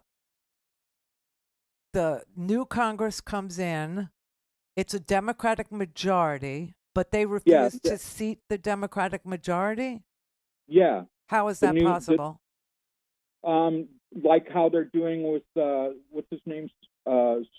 Swazi? Swazi, yeah. Mm-hmm. Yeah, Swazi. But okay, here's the hitch and you get along. I'll talk you off the ledge if you let me. Yeah. Okay. Well, okay. So January 3rd. So January 3rd. Yeah. Okay, we get a new Congress. However we vote, we get a new Congress. And so if Biden wins, I'm guessing down ticket, because of all the retirements, Ken Buck is leaving, et cetera, Boebert's going to lose. I'm guessing we get the majority of the House also. Yep. Okay, so that being said, your scenario involves the majority Democrats not seating the majority Democrats? Yeah, just for a few days so that they can have the Electoral College election. They come up short on the 270. The election just for goes a few days. What? Just for a few. So a new Congress begins at noon on January 3rd. Yeah, by January 6th, they have the election to ratify the Electoral College. Certified, yeah. Uh-huh. Certified. But we have a new Congress 3 days before that. Right. Okay, so then they come in, the House gets to vote, 23 Dems, one state, one vote, 23 Dems, 26 Republicans. No, because we have a majority Democratic Congress on January 3rd, 3 days before. Clear for takeoff. Randi Rhodes. RandiRhodes.com. This is Stephanie Miller, and here's what you missed. I'm happy to announce that, or did I announce it last week? Well, I'm happy to announce again that I have been listed by the Russian Foreign Ministry as an enemy of Moscow, and they have issued a warrant for my arrest. Oh, wow. And I am on there with the super hot foreign minister of Latvia and Estonia. Well, that's nice company. Okay. Not bad, but I have been officially named, so I will never be able to go to Russia and the glory that is shopping carts you can put 10 rubles in. I don't know if you saw this. This was Fox News town hall audience cheers when Trump says he wouldn't defend besieged NATO allies that don't spend enough. We are just, I don't think there's a shouty level shouty enough for where we find ourselves, is there? No, and I've just resigned myself to wallowing in their treason and not getting as shouty as I usually have to, because now I understand that this is baked into the Trump Republican Party cake. They are assets of Moscow. To be a Trump Republican, you must hate America, be ready to betray America, be ready to spit on the lives, the sacrifices U.S. soldiers have given since the beginning of this nation, and especially since we landed troops in Normandy in 1944 in order to free the world from totalitarian dictatorships. To be a Trump Republican, you must hate America so much you are willing to side with a communist, ex-KGB, ex-communist dictator because Donald Trump says you must do it. Hear all this and more on the next Stephanie Miller Show. President Trump will have a miracle second term. He is the one that God's going to put his hands on. God says, I'm going to flip this thing, and we haven't seen anything yet, but it's coming. We're not crazy, they're crazy. And justice will be served, says your God. This is far from being over. Nothing will stop me from my plan of putting my son, Donald Trump, back in that White House. All of this is culminating in Donald Trump getting his second term of presidency. It has to. I hear the sound of victory. I hear the sound of victory. Make America great again. That's what the Bible says. That is spiritual warfare. We'll take it by force. This is war. Let me tell you something. You ain't seen an insurrection yet.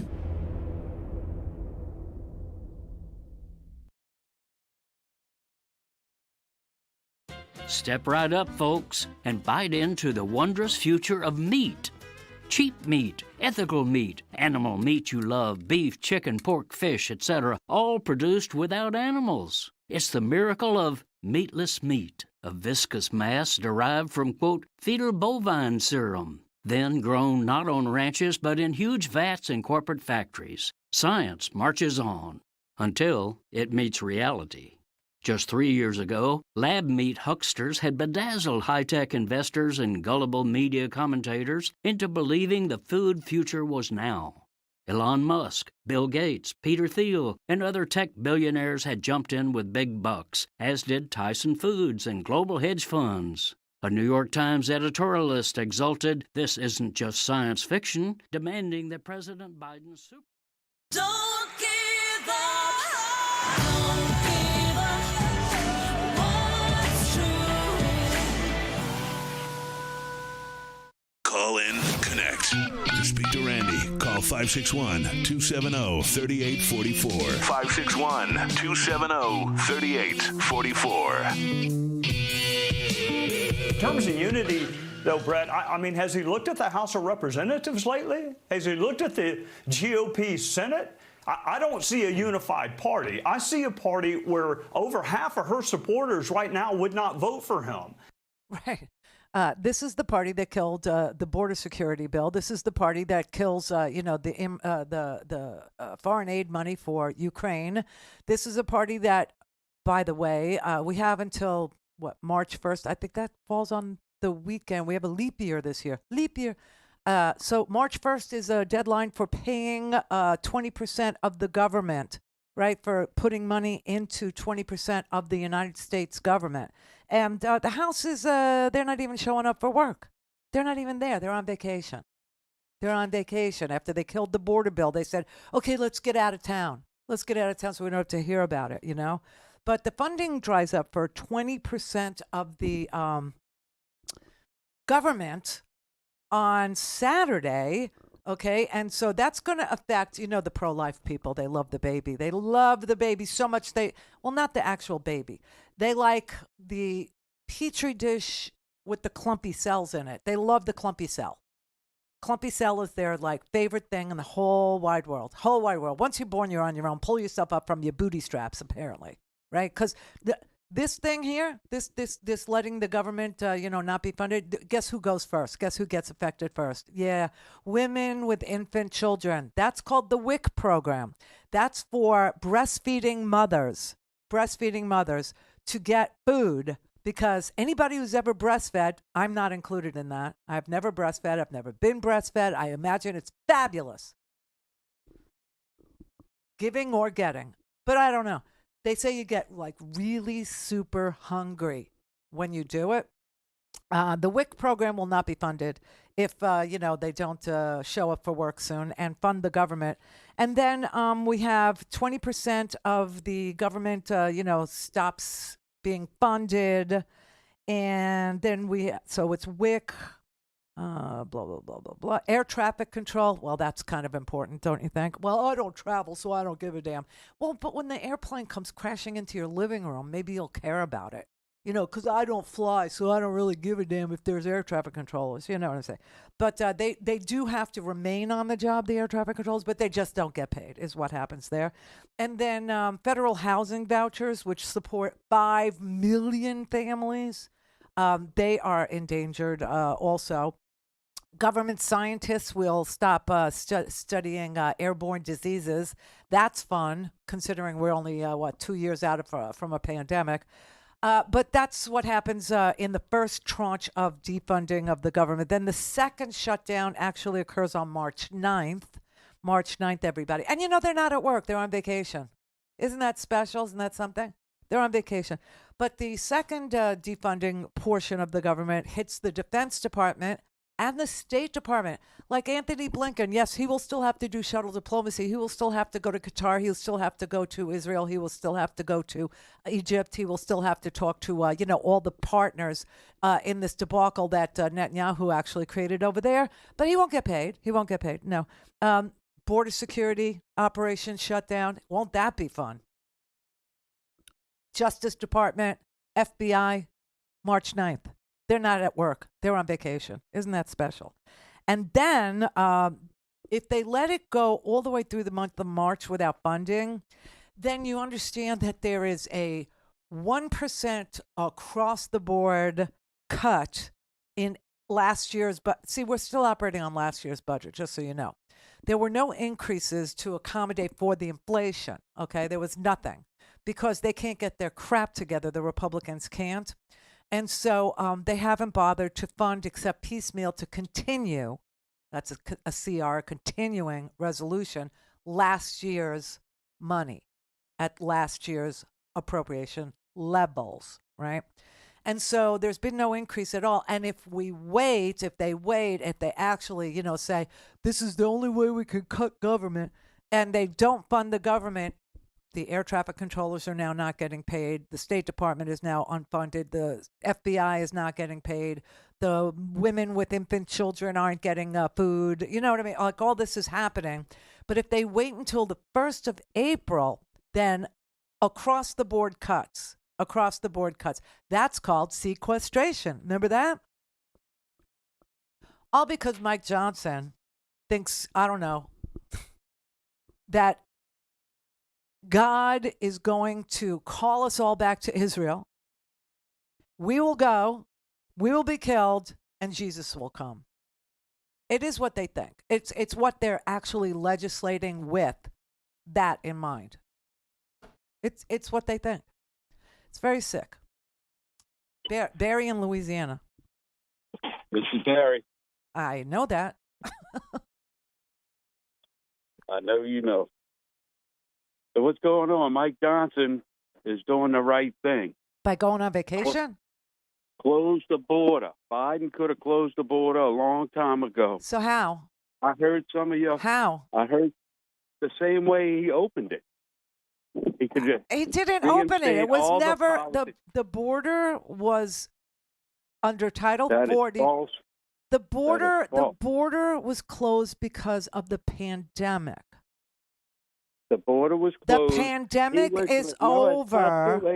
And the Supreme Court said over the border. The president even on the pandemic with no masks, no vaccination. Okay, just for people listening, here's what I'm going to do. I'm going to shut my mic off. I'm going to let Barry just spew forth because I don't want to talk over him. Okay, and I want you to hear what he thinks the law is. Okay, go ahead.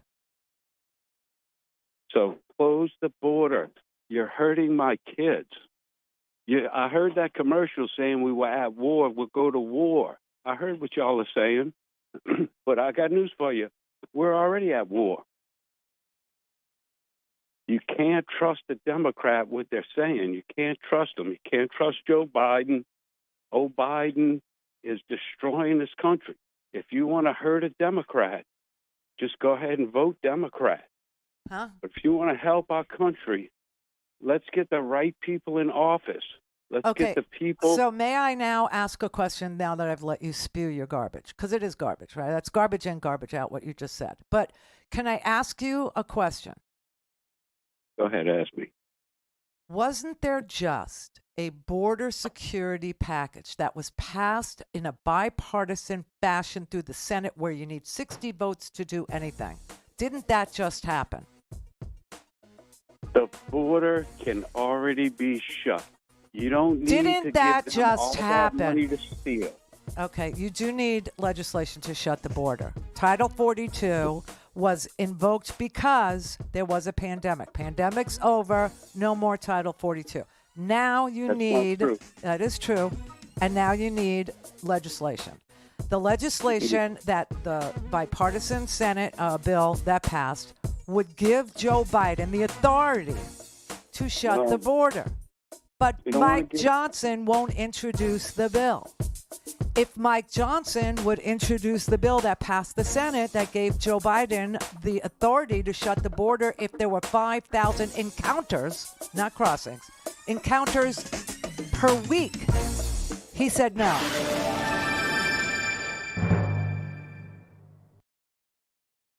Clear for takeoff. Randi Rhodes. Randi Rhodes. RandiRhodes.com. There hasn't been a positive thing happen in this administration since it came about. Now, Teddy Roosevelt had the square deal. FDR had the New Deal. Truman had the fair deal. What President Biden, Democrats, all of us have accomplished in the last few years is a big deal. Results matter. Inflation now is down to 3.2%. Wages are up to 4.4%. The economy is booming, 5.2% GDP growth in the last quarter. With a gallon of gas now at the lowest Thanksgiving price since 2020, prices for gasoline down 9 straight weeks. By so many measures, the economy is in good shape. Unemployment near 50-year lows. Wages going up. The economy, it is growing. Inflation, it is slowing. Because of the CHIPS and Science Act, one of the most significant economic plans since FDR. I'm proud of the work Biden and Harris have done. President Biden and his team worked 24/7 with partners in the region to make sure that this release was possible. This is a president who is right now showing the American people what real leadership looks like. It's amazing how many times in his career Joe Biden has been counted out, only to come back and prove the critics wrong.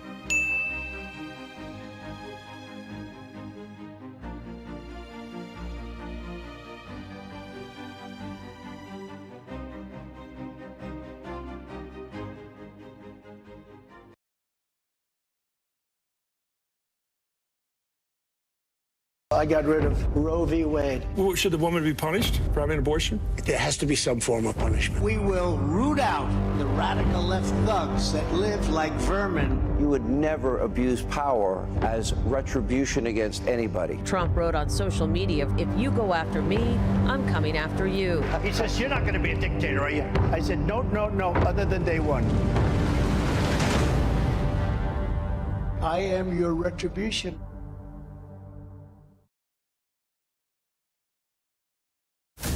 What is a failed coup? Is it a loss? A defeat? A victory for the good guys? What happens to those who perpetrated the coup? Are there consequences? Or do they remain in power?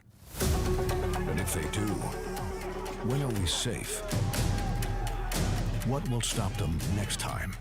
Donald Trump's campaign is obsessed with the past. He's willing to sacrifice our democracy, put himself in power. Not America, not you. A failed coup with no consequences is just a training exercise for the next attack. I am your voice. I am your warrior. I am your justice. I am your retribution. And make no mistake, they're going to try again. Unless you stop them.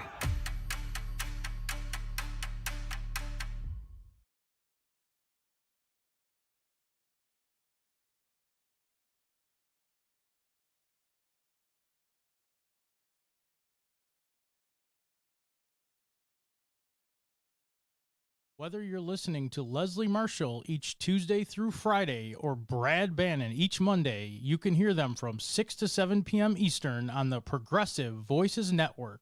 Here's a sample of what you'll hear. Bob Fisher, Mr. Fisher is deputy director of the Teamsters Airline Division. Talk to me about the past with Delta. Delta's been difficult to unionize in the past, right?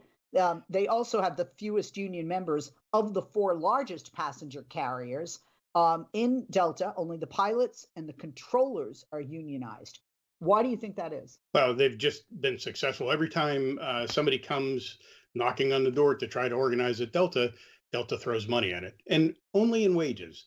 Delta throws out the big shiny object, wages, and doesn't do anything with the back of the book like vacation or seniority or any of those things. They convince people not to sign a card by giving them wage rates, and then they take it away in other ways, like through their benefits and their retirement and all the other work rules that go along with a contract.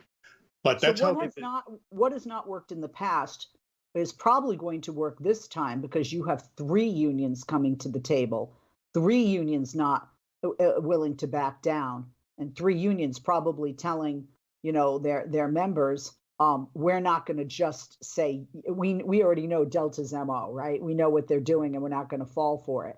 A big part.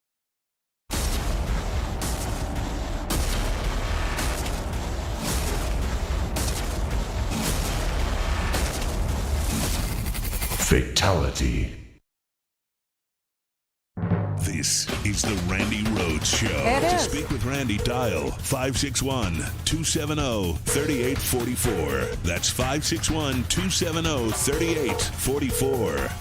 All right, Barry. Listen to me, Barry. I'm going to play you a clip from Fox News, which is an oxymoron, but I'm going to play a clip from Fox News because you won't believe it if I play it from any other media. So I'm going to play you Steve Doocy. You know who Steve Doocy is, right? I'm going to play you Steve Doocy saying how Mike Johnson's full of crap because he won't introduce this border security bill. Okay? Speaker Johnson said he was slamming this package for excluding the border security provisions. The Senate bill, he said, is silent on the most pressing issue facing our country, talking about the border. He says he's not going to bring it to the floor if it passes the Senate, which it did, but they could find a way to go around the Speaker. Right.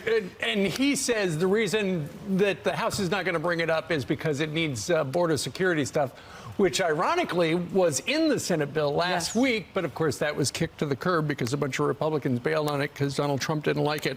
According to Punchbowl this morning, House leadership believes that they cannot bring this particular Senate bill to the House floor if Johnson wants to remain Speaker. In other words, if they bring it up in the House, he will be gone.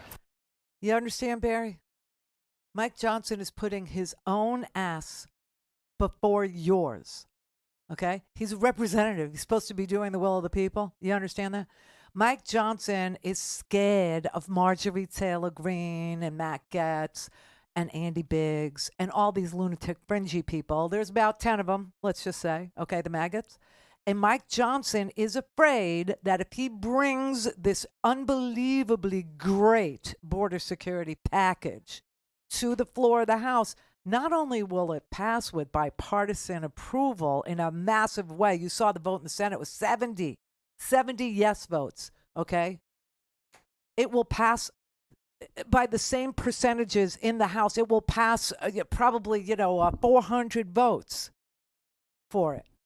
But Mike Johnson knows that if he introduces it, that Large Marge, or any of Trump's little maggot friends will make a motion to vacate the chair, which idiot boy Kevin McCarthy gave to the Republican members. He gave them the authority to have one person object to the Speaker of the House and invoke a motion to vacate. This is brilliant stuff, Barry. I mean, your party is just, they're sharp as tacks, aren't they? Not really. Okay? And that's why, the border is a mess, okay? They don't want a solution. Oh, and by the way, here, let me show you this over the weekend. This is really smart because, I guess Joe Biden understands that there are a lot of Barrys out there, just like too many, actually, and they may not understand that it was Donald Trump who pulled the trigger and shot the hell out of that beautiful border security package that could have been enacted quickly. It was beautiful. Why were you against the House, against the Senate border deal, the bipartisan border? Well, they allow 5,000 people a week, but a lot of people took it as 5,000 people a day. It made it much better for the opposing side. He just admitted it. He sabotaged our bipartisan deal to secure the border because it made it much better for the opposing side. You know who the opposing side is? In this case, it's America. Donald Trump roots against America every chance he gets. He's only in this for himself. True that. I mean, I told you that last week. You know who the opposition is in Donald Trump's weird mind? It's the American people, because all that comes first is Donald Trump. And that's why he instructed Mike Johnson not to introduce that package. If Mike Johnson did introduce that package, it would freaking pass. And it's 5,000 on average a week. And no, Barry, it's not crossings. Not 5,000 on average a week crossings into the United States. It's 5,000 on average per week encounters, meaning they don't even have to cross. If Border Patrol can document that they saw in an average week 5,000 encounters, 5,000 people staging to cross the border, guess what then happens? Mandatory border closure. What does that mean? What does that look like to you? I don't know if Barry even knows what that means. I don't know what they think. Like a curtain comes down, like a moat opens up, like, I don't know, electricity goes running through the bollards that Donald Trump built. No. What it means is no claims for asylum can be taken, and everybody is turned away at the border. People don't cross here illegally. You know what they do? You know what they do, Barry? They turn themselves in at not legal crossings, but random places where the wall isn't. And there's plenty of places where the wall isn't.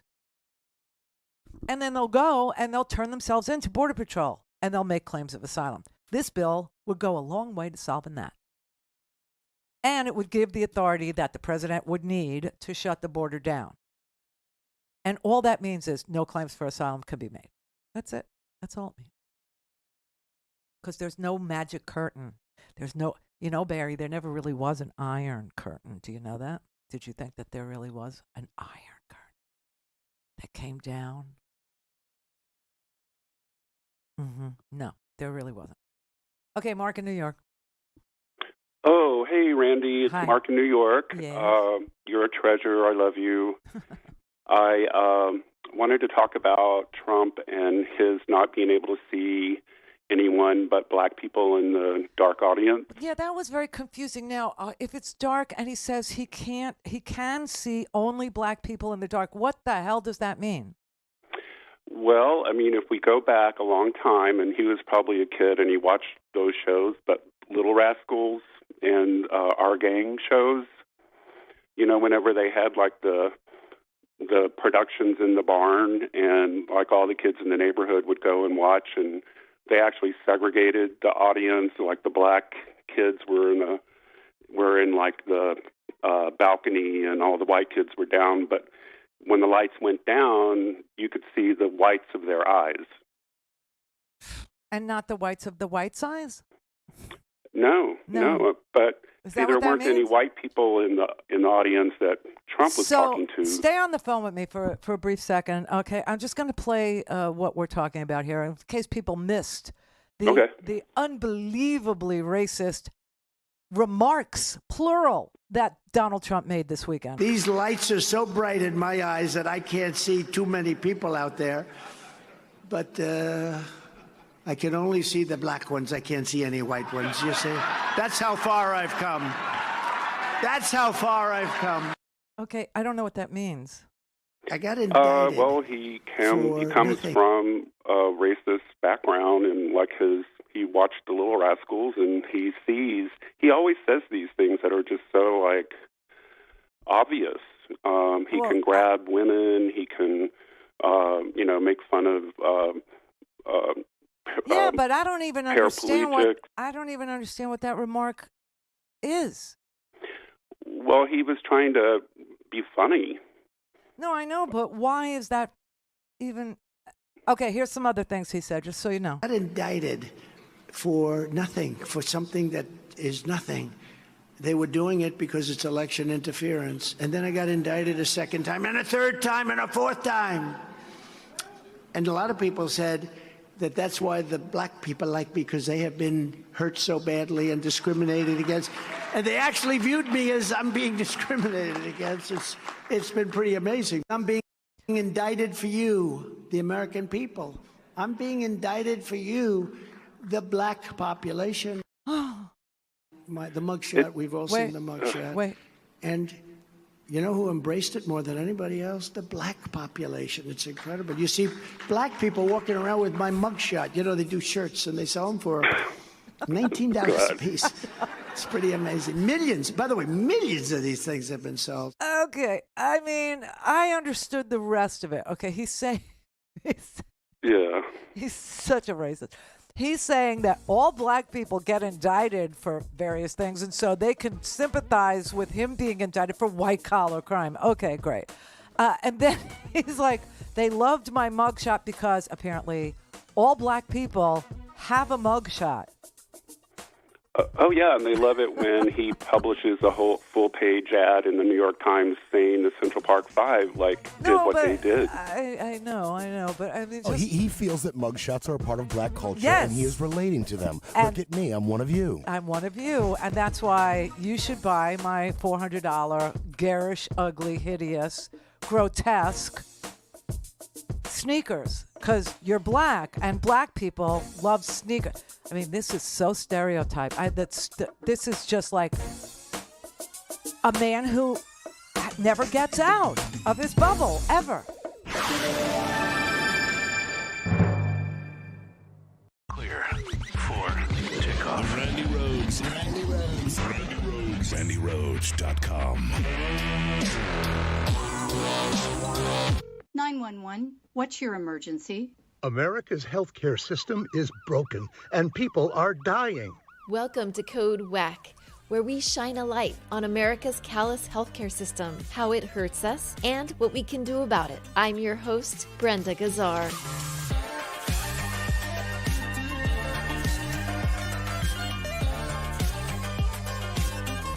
This time on Code WAC, you've probably heard by now about the dangers of Medicare Advantage. But did you know that traditional Medicare is being privatized too? How is this corrupting our healthcare system even more? And what does this mean for patients? To find out, we spoke to Dr. Anna Malino, who spent 3 decades working as a pediatrician with immigrant, refugee, and underserved children before retiring as clinical professor of pediatrics from the University of California, San Francisco School of Medicine. She's past president of Physicians for a National Health Program and is currently a lead organizer for National Single Payer and the movement to end privatization of Medicare. Okay, so you have performance measures for doctors, you have middlemen, and then you have something called spending targets. Very similar to capitation, spending targets is what Medicare gives these accountable care organizations, which is really what they are. So for Mr. Smith, we're going to give you $1,000 every month.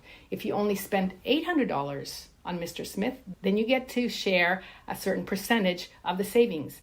But if you spend $1,200 on Mr. Smith that month, you are on the hook for paying Medicare back. Wow. Right. That is value-based payment. Get the full Code WAC story on ProgressiveVoices.com and on the PV app. Catch all our episodes by subscribing to Code WAC wherever you find your podcasts. This podcast is powered by Heal California, a nonprofit that uplifts the voices of those fighting for healthcare reform around the country. Until next time, stay healthy. Now, the top of the hour on the Progressive Voices channel on TuneIn presents the Green News Report. Chemicals from coal plants and natural gas pipelines can drift hundreds of miles across state lines. U.S. Supreme Court hears challenge to EPA's landmark Good Neighbor pollution rule. Investing in our water is investing in America. Biden administration unveils billions in new funding to clean up nation's drinking water. Plus, new study finds near universal global support for climate action. Interesting. I knew Republicans must live in a different world. All of those stories and more straight ahead from BradBlog.com. I'm Brad Friedman. And I'm Desi Doyen. Stand by for 6 minutes of independent green news, politics, analysis, and snarky comment. Nearly 15% of Americans deny climate change is real. The study